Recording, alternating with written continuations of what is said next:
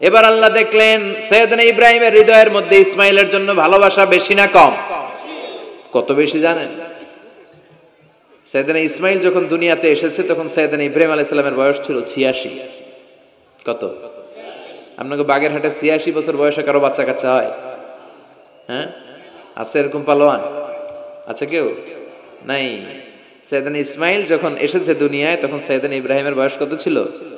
86। তার মানে 86টা বছর আল্লাহর কাছে কাঁদছে আর দোয়া করছে, আল্লাহ একটা সন্তান দাও দাও দাও, দেয় নাই। 86 বছর বয়সে যে সন্তানটা দিল, ওই সন্তানের প্রতি মায়া, দরদ, মোহব্বত, ভালোবাসা বেশি না কম? আল্লাহ দেখতে চাইলেন ওই ছেলের জন্য মায়া বেশি নাকি আল্লাহর জন্য বেশি। আল্লাহ ডেকে বললেন, ইব্রাহিম দেখি হৃদয়ে কার জন্য দরদ আর ভালোবাসাটা বেশি। যাও আমার সন্তুষ্টির জন্য 86 বছর বয়সে পাওয়া কলিজার টুকরা দুধের বাচ্চা ইসমাইলকে জবাই করে আমার খুশি অর্জন করো। জবাই করো, স্যাক্রিফাইস করো, আমার জন্য উৎসর্গ করো। এরপর ওনার ছেলের সাথে কি বললেন আছে না নাই? ফালাম্মা বালাগা মাআহুস সা'য়া ক্বালা ইয়া বুনাইয়া ইন্নী আরা ফিল মানামি আন্নী আযবাহুক ফানজুর মাযা তারা। দুধের বাচ্চা ছোট্ট ইসমাইল ডেকে বলে, ও ইসমাইল, আমি স্বপ্নে দেখেছি আমি তোমারে জবাই করছি, এখন কি করব? সুবহানাল্লাহ। আমার আব্বা যদি আমার কইতো, আপনার বাবা যদি বলতো, আব্বা তোরে তো দেখছি স্বপ্নে জবাই করি, আমরা কইতাম, আব্বা আমার দেখেন না, আমার বড়টারে দেখছেন। কথা কন। আমরা বলতাম, ছোটটারে দেখছেন, ওইটারে জবাই করেন, মাইজ্জাডারে করেন, বড়ডারে করেন, আইন আই হাইতান্ন। সুবহানাল্লাহ কইবেন না? কি বাবা, কি ছেলে! ইন্নী আরা ফিল মানামি আন্নী আযবাহুক ফানজুর মাযা তারা। ইসমাইল স্বপ্নে দেখেছি তোমারে জবাই করতেছি, কি করব কও? সাইয়েদনা ইব্রাহিম এই প্রশ্ন করার পরে সাইয়েদনা ইসমাইল বললেন, ক্বালা ইয়া আবাতি ফাআল মা তুমার। বাবা আপনি স্বপ্নে যা দেখেছেন ঠিক তাই করেন, যা দেখেছেন তাই করেন। আমগো পোলাগুলাও পোলা, উনার পোলাও পোলা। সাতাজিদুনি ইনশাআল্লাহু মিনাস সাবিরিন। আব্বা আমি তো ডরাই না, আপনি ডরায়েন না। আমি ভয় পাই নাই, আমি ভয় আছে, আপনি ভয় পান কিনা? আল্লাহু আকবার। কি ছেলে দিয়েছিল আল্লাহ তারে! ইফআল মা তুমার সাতাজিদুনি ইনশাআল্লাহু মিনাস সাবিরিন। ও বাবা আপনি ভয় পায়েন না, ইনশাআল্লাহ আপনি আমারে ধৈর্যশীল দেখতে পাবেন, আপনি আমারে ধৈর্যশীল দেখতে পাবেন। তাহলে ছেলের সাথে কি কথা হয়েছে কোরআনে আছে না নাই? বলতে দেরি, ছুরি নিয়ে গলার মধ্যে ছুরি চালাতে 1 সেকেন্ডও দেরি করে নাই। সুবহানাল্লাহ পড়েন। তার মানে এই পরীক্ষায়ও আল্লাহ বললেন, ক্বাদ সাদ্দাকতার রুইয়া ইন্না কাযালিকা নাজজিল মুহসিনিন। ইব্রাহিম ছুরি আর চালায়ও না, ইসমাইলকে মারা আমার উদ্দেশ্য না, তোমার হৃদয়টা দেখা উদ্দেশ্য। এই ইসমাইল মরে গেলে তো সব ঘটনা উলট পালট লেগে যাবে, কারণ আখিরি জামানার পয়গম্বর বিশ্বনবী মুহাম্মদ রাসূলুল্লাহ সাল্লাল্লাহু আলাইহি ওয়াসাল্লাম এই ইসমাইলের বংশে পৃথিবীতে আগমন করবে। চিল্লায় কোন ঠিক কিনা? ইসমাইলকে বাঁচিয়ে রাখা আল্লাহর জন্য ওয়াজিব, আল্লাহ নিজের জন্য এটাকে আবশ্যক করেছেন। সুবহানাল্লাহ পড়েন। কুড ইউ ইমাজিন কি স্যাক্রিফাইস তিনি করেছেন, প্রতিটা পরীক্ষায় পাস। পরীক্ষার ফলাফলে আল্লাহ কি বললেন, তোমার আমি কি বানাইলাম? নেতা। নেতা হওয়া এত সোজা না। লিডারশিপ কোয়ালিটিটা অনেক গুরুত্বপূর্ণ কোয়ালিটি, এটা চাইলেই পাওয়া যায় না। এটা নিজেকে তিলে তিলে পরীক্ষায় উত্তীর্ণ করে, কষ্টি পাথর দিয়ে যাচাই বাছাই হওয়ার পরে নিজেকে প্রমাণ করে করে নেতা হতে হয়। চিৎকার করে বলেন ঠিক কিনা? আল্লাহ বললেন, আমি আমার খলিলরে খালি পরীক্ষার উপর পরীক্ষা নিলাম। যারে আল্লাহ ভালোবাসে বেশি তার জীবনে পরীক্ষাও। বিশ্বনবীরে আল্লাহ বুঝাতে চাইলেন, ও আমার নবী, আপনার জীবনটা পরীক্ষাময়। এত পরীক্ষা দেখে বিচলিত হওয়ার কিছু নাই, টেনশনে পড়ার কিছু নাই, নিরাশ হওয়ার কিছু নাই। আপনার পিতা ইব্রাহিমকেও এরকম অনেকগুলো আমি পরীক্ষা নিয়েছি, আর প্রতিটা পরীক্ষায় আমার ইব্রাহিম খলিল সফলতার সাথে উত্তীর্ণ হয়েছে। আসাদুন নাসি বালাআন আল আম্বিয়া। এই পৃথিবীতে সবচেয়ে বেশি বালা মুসিবত আর পরীক্ষা আসে নবীদের। কাদের? সুম্মাল আমসাল ফাল আমসাল। এরপরে সিদ্দিকিনদের, শুহাদাদের, সালেহিনদের। ইবতালা আর রাজুলু হাসাবা দীনি ব্যক্তির দিনদারি যত বেশি তার উপর আল্লাহর পরীক্ষাও। এজন্য মুমিন পরীক্ষাতে ভয় পায় না, মুমিন কখনো বিচলিত হয় না, মুমিন ভরসা রাখে একজনের উপর। চিল্লায় বলেন তিনি কে? আল্লাহ বললেন পরীক্ষার পর পাহাড় সম পরীক্ষা দিয়ে আমি আমার খলিল ইব্রাহিমকে যাচাই করেছি। একটা পরীক্ষায় ইব্রাহিম ফেল করে নাই, প্রতিটা পরীক্ষায় পাস।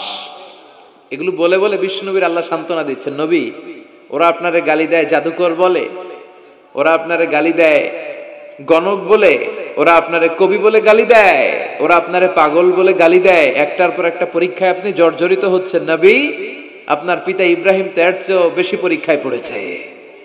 দুনিয়াতে আমরাও যারা পরীক্ষার শিখা, আমরাও সাইয়েদনা ইব্রাহিমের জীবনী থেকে শিক্ষা নেওয়ার দরকার আছে না নাই? গালি আসবে, মন্দ কথা আসবে, বিপদ আসবে, জেল জরিমানা আসবে, ঝুঁকি আসবে। এই ঝুঁকি আর রিস্কের মধ্য দিয়ে কালিমার দাওয়াতের প্রচারের কাজ করতে হবে। চিল্লা এখন ঠিক কিনা? এটাই মুমিনের বৈশিষ্ট্য। ঝুঁকি, বিপদ, পরীক্ষা, বালা, মুসিবত এগুলো মুমিনের লক ছাড়ে না, পিস ছাড়ে না। কারণ মুমিনরে পছন্দ করে কে? মুমিন খুব ভালো করেই জানে বিপদের পরেই বিজয় দান করবে কে। রাত্রি যত গভীর হয় সুবহে সাদেকের সময় কাছে আসতে থাকে, গর্ভবতী নারীর পেটের ব্যথা যত বাড়তে থাকে, নতুন মেহমান দুনিয়ায় আসার সময় ঘনাতে থাকে, তেমনি ইসলামের পক্ষে যারা কথা বলে তাদের উপর বিপদ, ঝুঁকি, অত্যাচার, অনাচার যত বাড়তে থাকে, কালেমার বিজয়ের সময়টাও কাছে আসতে থাকে, কাছে আসতে থাকে। এই নাজরানা আমাদেরকে দিতে হবে। পরীক্ষায় আমাদেরকে সাইয়েদনা ইব্রাহিমের মতো উত্তীর্ণ হতে হবে। জালিমরা বেশি দিন থাকতে পারে না, এটা ইতিহাস সাক্ষী। কথা বলেন? যারা জুলুম করে তাদের জন্য তো সাহায্য নাই, যারা মাজলুম তাদের জন্য সাহায্য। বদরের প্রান্তরে 313 জন মাত্র দরিদ্র, গরিব, মাজলুম সাহাবী, তাদের জন্য আকাশ থেকে ফেরেশতা দিয়ে নুসরাত সাহায্য করেছে কে? তার মানে মাজলুম আল্লাহর পক্ষে আর জালিমের বিপক্ষে, ঠিক কি না? জালিমের জন্য কোনো সাহায্য নাই, বরং দুনিয়ায় যারা জুলুম করে তাদের ক্ষমতা বেশি দিন থাকে না। ফেরাউন বেশি দিন থাকে নাই, থাকছে? নমরুদ বেশি দিন থাকে নাই, থাকছে? থাকতে পারে না। যারা দুনিয়াতে রক্ত ঝরায় এরা থাকতে পারে না, বরং যাদের রক্ত ঝরে তাদেরকে আল্লাহ বিজয় দিয়ে দেয়। আর যারা রক্ত ঝরায় এদের শেষ রক্ষাও হয় না, এরা জান নিয়ে পালাবার সুযোগ পায় না। কথা বলেন? এজন্য পরীক্ষা আসলে মুমিন ভয় পাবে? মুমিনের হৃদয়ে ভয় আছে কার? চিল্লায় বলেন।